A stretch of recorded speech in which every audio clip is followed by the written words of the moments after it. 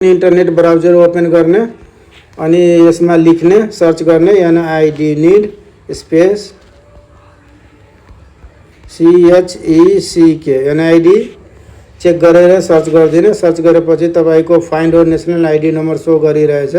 Department of national ID and civil registration यसको पेजमा यसमा क्लिक गरिदिने। फाइन्ड योर नेशनल आईडी को पेज ओपन हुन्छ अनि यसमा के गर्ने पालो पालो भर्ने।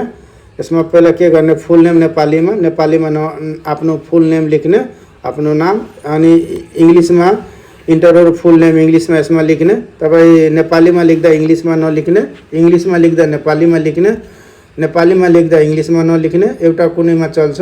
अनि त्यसपछि डेट अफ बर्थ विक्रम सम्वतको जुन हाम्रो नेपाली जन्म मिति हुन्छ त्यो लेख्ने। सिटिजनशिप इस्यु डेट तपाईको नागरिकता जुन सालमा इस्यु भएको छ जारी मिति लेख्ने। नागरिकताको पछाडीमा जारी मिति दिएको हुन्छ त्यो लेख्ने।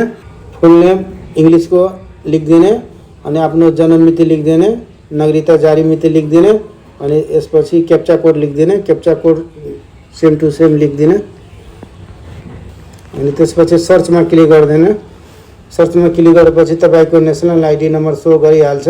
यसरी नै तपाई अनलाइनबाट नेशनल आईडी नम्बर चेक गर्न मिल्छ। तपाईको जुन पेपर दिएको हुन्छ अनि हराएको हुन्छ अनि अनलाइनबाट तपाई आफ्नो नेशनल आईडी नम्बर चेक गर्न मिल्छ नागरिकताबाट।